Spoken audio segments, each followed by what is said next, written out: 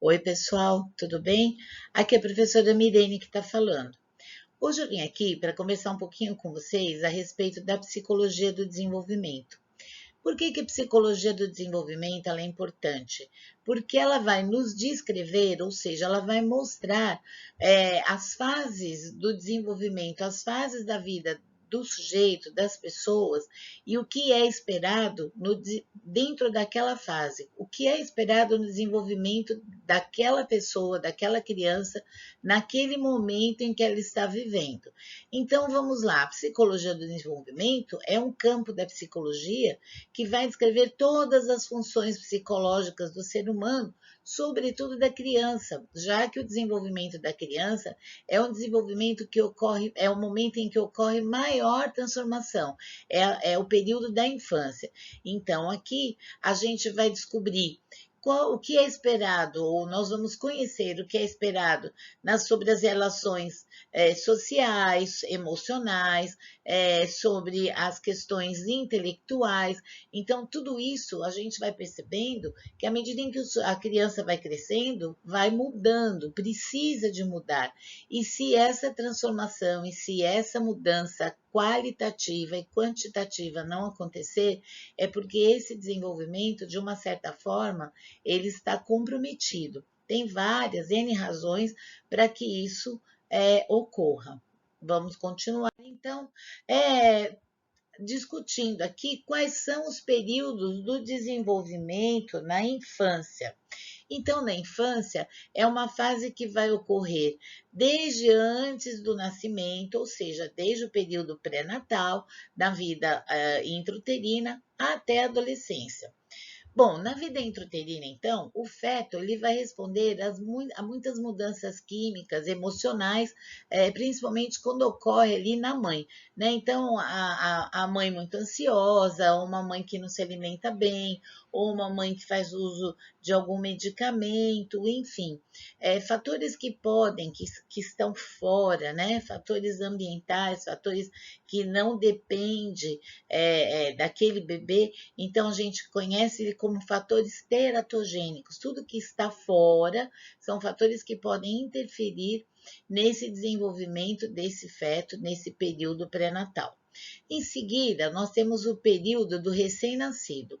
O recém-nascido, se você lembrar bem, quando você vê uma criança, um bebezinho que acabou de nascer, ele é o quê? Ele é puro reflexo, né? Então, as reações dele não são aprendidas, apenas acontecem. Então, essa criança, ela sabe, ela vai tossir, ela vai espirrar, ela vai movimentar a cabeça, o olho, a mão, mas nada é intencional, são apenas reflexos. É com o tempo, à medida em que ele vai sendo estimulado, que aí sim, esses movimentos eles passam a ter algum tipo de intencionalidade. Bom, depois do período então do recém-nascido, nós temos a infância. E a infância ela é dividida em três fases. A primeira infância, que vai de 0 até 3 anos de idade. Essa fase é uma fase onde ocorrem as maiores modificações do desenvolvimento da criança, porque é um momento em que então a criança vai sentar, vai se alimentar de forma diferente, vai engatinhar, andar, falar. Então, assim, é uma fase absolutamente significativa, onde nós conseguimos perceber o desfraude, né, nessa fase. Então, é um momento ali que a gente consegue perceber mudanças intensas e rápidas. A segunda infância, não menos importante, é um período que vai de 3 a 7 anos de idade. E essa é aquela fase gostosa, né? Que agora a criança já interage com a gente, porque lá na primeira infância, se você lembrar, a criança ela não consegue brincar com uma outra criança, ela interage, mas assim, ela é muito bonitinha ainda, ela é muito sensível, né? É tudo muito aos poucos, essa questão dessa interação aos poucos no sentido de trocas, né?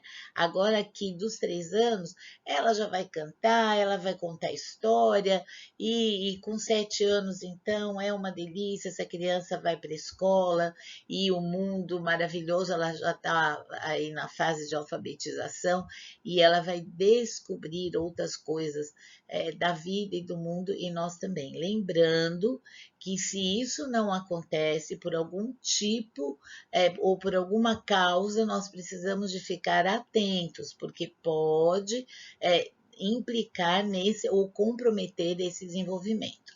Depois nós temos aqui a terceira infância. A terceira infância é um período que vai dos 7 anos até o início da adolescência. É um período também bastante importante, porque é nesse momento que a criança vai se interessar, então, pela ciência, eles vão brincar com seus pares, eles vão se desenvolver mais, aqui eles já sabem regras, eles já são muito colaborativos, eles gostam de jogar jogos cooperativos. Então, é uma fase muito gostosa também aqui na vida da criança, né, nessa infância.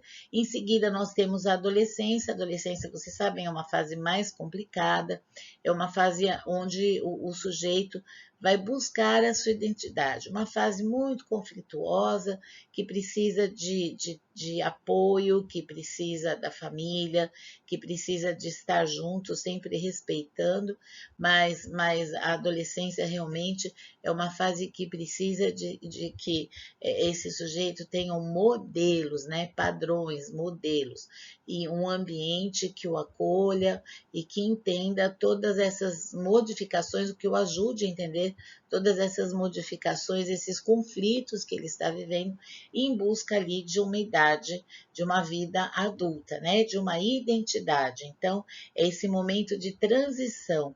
Ele não é criança, mas também não é adulto. Vocês lembram que foi difícil ser adolescente, né, gente? Bom, depois a gente entra aqui na vida adulta. A vida adulta, ela é dividida em 3 fases, de 20 anos até os 40. A psicologia denomina de início da vida adulta. Parece que é estranho, né, dizer que é início da vida adulta, mas é isso daí mesmo.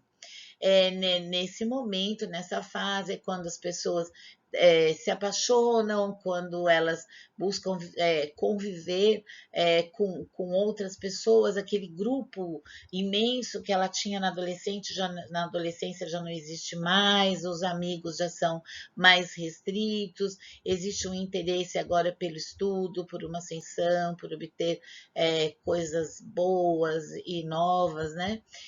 Nessa fase também, essas pessoas, elas estão bem fisicamente, então elas têm disposição. Então o pessoal aí de 20 até 40 anos vai para a faculdade, volta da faculdade, trabalha, namora, faz um monte de coisa ao mesmo tempo, e tudo é possível.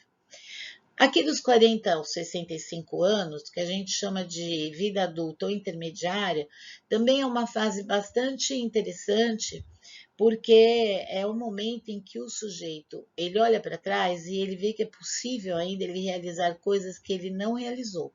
Então, vocês devem conhecer alguns casos, né, ou algumas pessoas que tentaram, que buscaram se realizar nesse momento da vida. A gente pode tomar exemplo aqui, mulheres que depois que os seus filhos cresceram, já foram para a escola, então elas vão para a faculdade, ou elas vão fazer algum tipo de hobby que não conseguiam fazer porque tinham que cuidar ali das crianças, né? Então, dos 40 aos 60, 65 anos é um momento ainda que a pessoa tem disposição, principalmente dos 40 anos, né? Bastante disposição para poder retomar a vida e fazer aquilo que ela ainda não tinha conseguido fazer. A partir dos 65, a gente chama de vida adulta tardia, e se ao longo aqui desse processo de desenvolvimento, de construção das suas identidades, das suas realizações, se isso foi uma coisa satisfatória, certamente essa pessoa também terá uma velhice mais adequada, mais satisfatória, mais tranquila. E quais são as principais áreas, então, do desenvolvimento? em todas as fases, então, do recém-nascido, né, até o desenvolvimento da idade da velhice, a gente precisa de considerar essas áreas. Então, como que a criança, o adolescente, o adulto, o idoso, né, ele está no que diz respeito ao seu desenvolvimento motor, né, de movimento físico, o que ele consegue, o que uma criança consegue fazer, o que é esperado por uma criança de 3 anos, o que é esperado por um senhor de 80 anos, de 60 anos. Então, quais são essas aquisições? Quais foram os ganhos, né? E as perdas também, porque, né, as pessoas vão envelhecendo e vão perdendo. Teve ganho? Não teve? O que é possível fazer? O que é necessário? A percepção, né? Então, a percepção, ela envolve aqui os órgãos do sentido. Como é que eu percebo esse mundo? A linguagem, a moral, a área psicossexual, o comportamento social, emocional e o cognitivo. O cognitivo, ele envolve a questão do conhecimento, né? E se falando em criança, se nós compreendermos como o desenvolvimento cognitivo se processa, ou seja, se nós respeitarmos a criança, não tentarmos avançar fases, né? Essa criança, ela vai estar pronta para se desenvolver dentro daquilo que é esperado. Então, nós precisamos de respeitar, não podemos ficar com... A criança tem 2 anos, então ela já sabe falar inglês e agora ela vai aprender a escrever, ela já sabe a letrinha do nome. Não, calma, né? É necessário que a gente respeite e que a gente possa ensiná-la no momento adequado. E para terminar a aula de hoje, vamos conhecer um pouquinho a teoria do desenvolvimento psicossocial do Erik Erikson.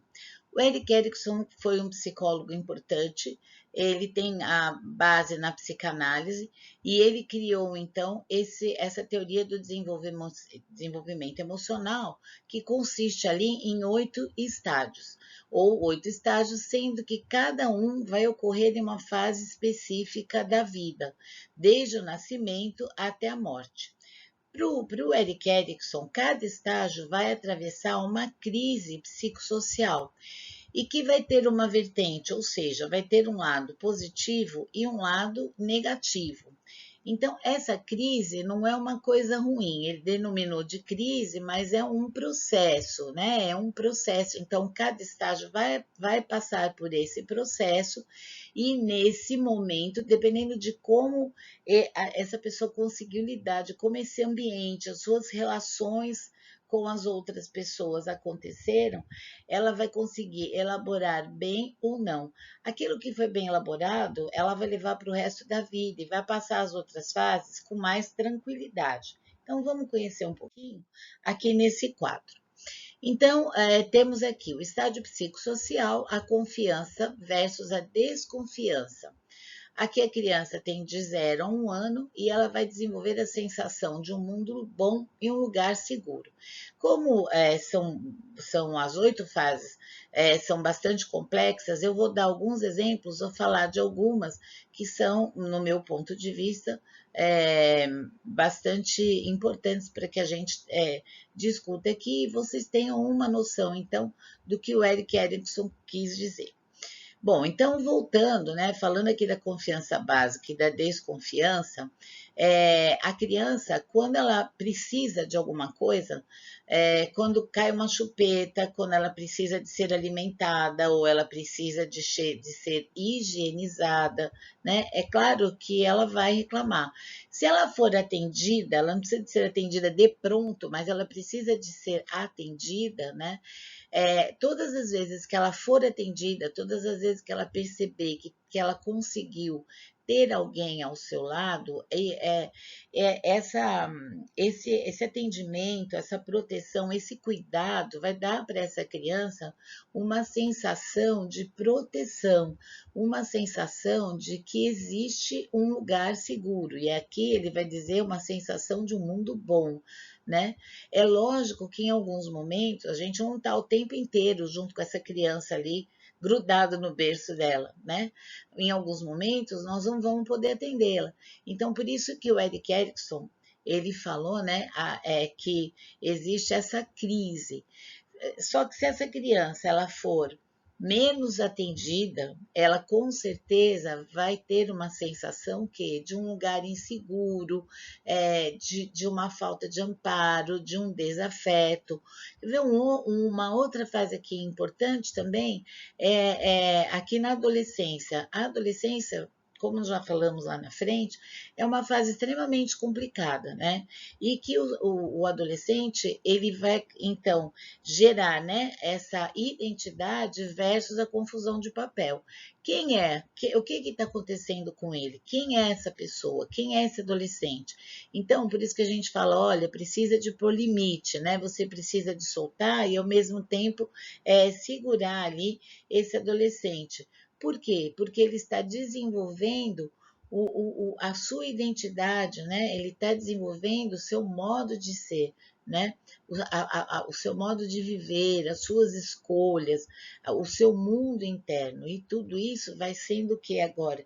Vai se acomodando à medida em que a adolescência vai passando e que ele vai chegando na fase adulta, toda essa turbulência, então, dessa passagem da infância para a idade adulta precisa de ser acomodada.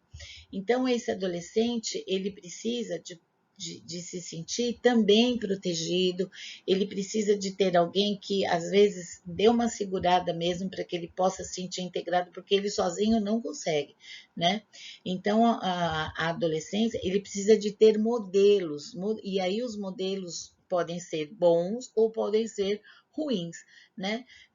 Por isso que é importante que ele esteja sempre frente a um esporte, ou enfim, algum tipo de hobby, uma música, alguma coisa que ele possa criar, que ele possa viver num ambiente saudável, tá bom? Então, aqui eu termino a aula de hoje, estou à disposição aqui para alguma dúvida. Caso surja, na próxima aula nós podemos discutir com detalhes sobre isso, tá bom? Muito obrigada e até a próxima. Tchau.